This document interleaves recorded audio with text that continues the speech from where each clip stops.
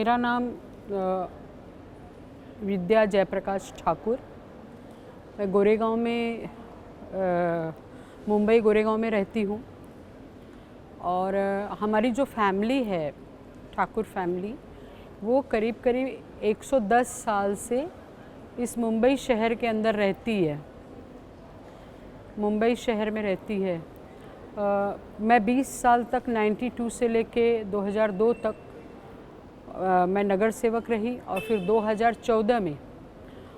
मैं आमदार बनी, मिनिस्टर बनी। कई पोर्टफोलियो थे मेरे पास और उसके बाद में अभी 2019 में मैं फिर से चुनकर आई हूँ। जब मैं नगर सेवक थी तब मैं कई कमेटियों में, जैसे हेल्थ कमेटी है और उसके साथ में गार्डन इम्प्रूवमेंट, ऐसे स्टैंडिंग कमेटी में मैंने काम किया। मैं डिप्टी ये भी रही, मेयर भी रही। और एक हमारा जो पूरा जो फैमिली का बैकग्राउंड है वो पूरा टोटल पॉलिटिकल है। और पॉलिटिकल में कि जो मेरे इन लॉज थे वो जिस क्षेत्र से मैं गोरेगांव से चुन के आई हूँ 9 साल पहले, वो 50 साल पहले वो भी वहाँ से उस विधानसभा से उस क्षेत्र से चुनाव लड़े। और हमारे घर में सब, मेरे हस्बैंड भी महाराष्ट्र के उपाध्यक्ष हैं जयप्रकाश ठाकुर जी, अभी भी प्रेजेंट में। और मेरे डैडी प्रभु शंकर शर्मा जी वो भी नगर सेवक का चुनाव लड़े थे जनसंघ से। तो ये हमारा पूरा जो फैमिली बैकग्राउंड है और बहुत ही पॉलिटिकल और सामाजिक है।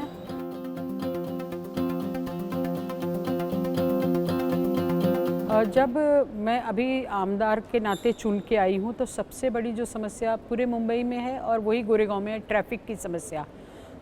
वो सबसे ज़्यादा थी। तो ट्रैफिक की समस्या हमने कम करने की कोशिश की, क्योंकि कोई चीज़ ख़त्म नहीं हो सकती है, उसको सॉल्व किया जाता है, कम कर सकते हैं। तो हमने गोरेगांव में सावरकर ब्रिज, जिसका काम बहुत सालों से बंद था, उसको शुरू करवाया और सावरकर ब्रिज भी बनाया, उसका एक्सपांसन भी किया। और गोरेगांव में दूसरा मृणाल गोरे ब्रिज,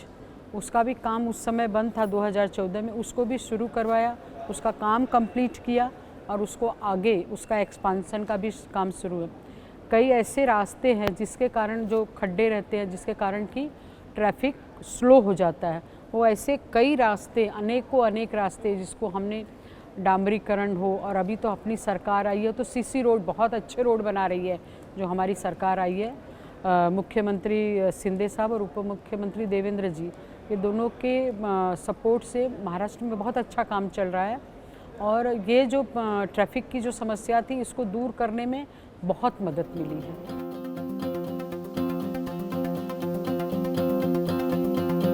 मेरा पहला चुनाव 92 में मैं महिला रिजर्वेशन में आई थी, क्योंकि उस समय जो हमारे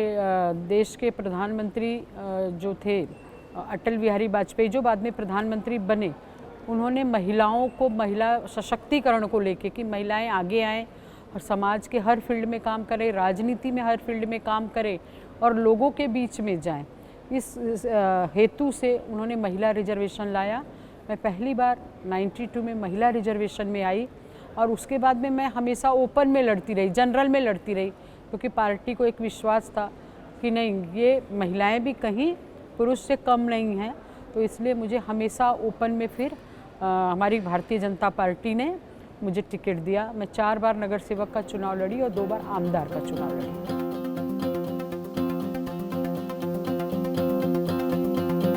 वैसे तो राजनीतिक आदर्श तो मेरे अटल बिहारी वाजपेयी जी, आडवाणी जी और गोपीनाथ मुंडे जी, और इस समय तो जो सबसे ये हैं दुनिया के आदर्श हैं, ऐसे देश के प्रधानमंत्री नरेंद्र मोदी जी, अमित शाह जी और माननीय राजनाथ सिंह जी, ये हमारे आदर्श हैं, जिनको देख के हम लोग भारतीय जनता पार्टी में काम करते हैं, संघर्ष करते हैं और संकल्प लेते हैं कि हमको आगे क्या करना है।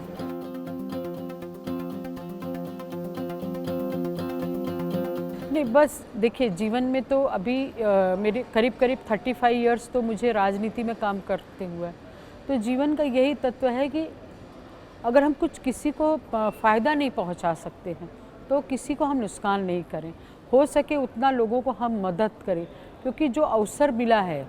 और वैसे भी मैं छोटे से तभी मुझे लोगों को सपोर्ट करना, लोगों को हेल्प करना, लोगों की मदद करना, ये मेरा नेचर ही है। तो और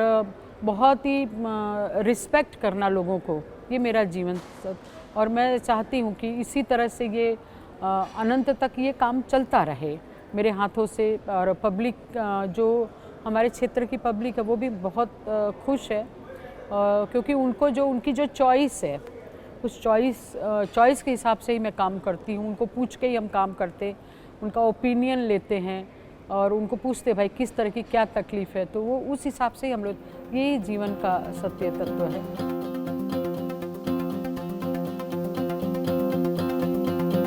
हाँ, ये एक बात है, पर्सनल और प्रोफेशनल लाइफ में बैलेंस तो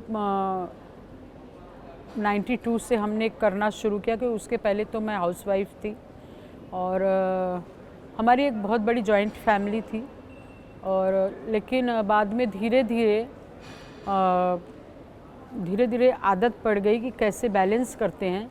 और उसमें परिवार के लोगों ने बहुत सपोर्ट किया मुझे। जो जॉइंट फैमिली की थी, बहुत बड़ा परिवार था, 50 लोगों का, और मेरे हस्बैंड ने भी बहुत सपोर्ट किया, मेरे बेटे ने भी बहुत सपोर्ट किया, और बाकी के घर के जो लोग हैं उन्होंने बहुत सपोर्ट किया, जिसके कारण कि फिर वो धीरे धीरे वो एक आदत सी पड़ गई कि दोनों ही पॉलिटिकल और फैमिली लाइफ को कैसे उसको बैलेंस करना है। और फिर थोड़ा सा जो मेरी मम्मी ने जो सिखाया था कि भाई सुबह जल्दी उठना और समय से काम करना, टाइम का वैल्यू करना, वो जो चीज़ें समय से पहले वो काम ख़त्म करना, उसके कारण मुझे बहुत इजी हुआ, क्योंकि हम समय से पहले उठना, सुबह जल्दी उठ जाना और समय से पहले ही ऑफिस के लिए निकलना, घर का भी काम, और थोड़ा सा जॉइंट फैमिली होने के कारण, सब ठीक ठाक होने के कारण, इसलिए क्या होता है कि जॉइंट फैमिली के फ़ायदे भी बहुत हैं, जिसका फ़ायदा मुझे रियल में बहुत ज़्यादा हुआ। और उनकी बदौलत मैं यहाँ तक आज 35 साल की या 34 साल की जो जर्नी, राजनीतिक जर्नी की, और आगे भी करने की इच्छा है कि मैं इसी तरह से करती रहूँ, और ये बेनिफिट मुझे मिला है।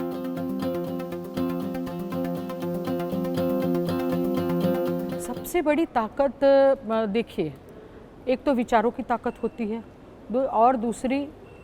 राजनीति में तो जनतंत्र की ताकत सबसे ज़्यादा होती है। जनता जनार्दन की सबसे, वो चाहे तो 1 मिनट में आपको रास्ते पे ला सकती है और 1 मिनट में आपको सिंहासन पे बिठा सकती है। और दूसरी हमारी जो फैमिली की जो ताकत है, वो मेरे जो फैमिली और मेरी जो टीम है पूरी, जो मेरा कुटुंब है और मेरा परिवार और मेरे साथ मेरी जनता, वो मेरी बहुत बड़ी ताकत है। और एक विचारों की ताकत तो होती ही है, उसके साथ में जो मुझे इन लोगों का जो सपोर्ट मिला, इसलिए जो मेरी ताकत, और भारतीय जनता पार्टी और संगठन, और ऊपर जो बैठे मेरे नेता जो मेरे ऊपर विश्वास कर रहे हैं, इतने सालों से विश्वास करते हुए मुझे यहाँ तक लाए, ये मेरे लिए, मैं समझती हूँ कि एक बहुत बड़ी ताकत है।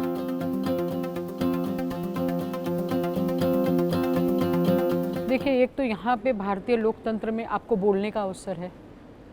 आप अपना विषय रख सकती हैं, आप कहीं भी जा सकते हैं, कहीं भी आ सकते हैं, ये एक बहुत बड़ी विशेषता है। हम एक दूसरे से मिल सकते हैं, बात कर सकते हैं।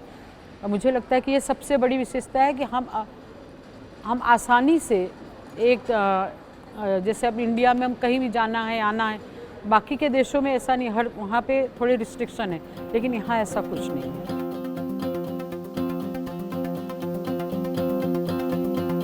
जो आज की जो युवा पीढ़ी है, उसको संगठित होना चाहिए, उसको संकल्प लेना चाहिए नए विचारों के साथ उनको काम करने, क्योंकि ये डिजिटल दुनिया है। आज के 15 साल की दुनिया अलग थी, लेकिन अभी मोदी साहब के आने के बाद ये पूरी दुनिया एक हो गई है, हम पूरा नेटवर्किंग में चले गए हैं। इसलिए जो हमारे जो युवाओं को बहुत सारे अवसर हैं, उस अवसर को प्राप्त करना चाहिए। और जिस तरह से मोदी जी बोल रहे हैं कि सबका विकास, देश का विकास, से अगर युवा पीढ़ी आगे आती है, हर जनरेशन गैप में 15 साल का जो जनरेशन गैप होता है, पहले 20 साल का गैप था, 15 साल का जनरेशन गैप, तो ये जो युवा हैं, युवाओं को आगे आना चाहिए और देश के विकास में उनको संगठित होकर काम करना चाहिए।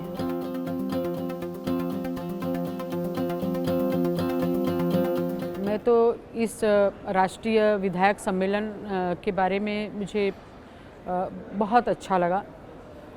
क्योंकि इन्होंने बहुत ही अच्छे ढंग से और बहुत बड़े ढंग से ये किया है और छोटी छोटी चीज़ों का ध्यान रखा है उन्होंने। और जो वो राहुल जी हैं, जो राहुल कराड़, वो एक अपने स्पीच में उन्होंने एक चीज़ कही कि मैं चाहता हूँ कि जब यहाँ से लोग जाएं, आमदार जाएं, तो कम से कम 30 से 35 आमदार या 40 आमदार एक दूसरे को जान जाएं, एक दूसरे के बारे में समझें, उनके क्षेत्र में क्या काम चल रहा है, हमारे क्षेत्र में क्या, वो आदान प्रदान हो और आगे वो रिलेशन डेवलप हो। ये एक चीज़ जो उन्होंने कही, क्योंकि इसके पहले भी मैंने सम्मेलन में अमेरिका में भी गई थी, तुर्की में भी महानगर पालिका में रहते हुए मैं ग्लोबल वार्मिंग को लेके, कई समस्याओं को लेके वहाँ भी मैं महानगर पालिका की तरफ से गई थी। मैंने देखा वहाँ भी बहुत अच्छे समिट हुए थे, लेकिन यहाँ का भी समिट बहुत ज़बरदस्त ये उन्होंने प्राइवेट किया है, आगे चल के शायद सरकारों के साथ टैप करके ये करेंगे, लेकिन ये बहुत ही अच्छा, मतलब मुझे कहीं कमी कुछ नहीं दिखाई दी और हर चीज़ को उन्होंने एक सम्मिलित किया है। और मैं राहुल कुल जी का बहुत अभिनंदन करना चाहूँगी कि उन्होंने पूरे देश में सभी, हर प्रदेश के लोगों को बुलाया, सभी को अच्छे से अवसर दिए और जो गोल टेबल डिस्कशन हो या रैंप वॉक हो या सब जो स्पीकर्स लोगों को बुला के उन्होंने स्पीच कराए या जो भी जो अवसर दिए हैं लोगों को, वो बहुत ज़बरदस्त है, बेमिसाल है वो।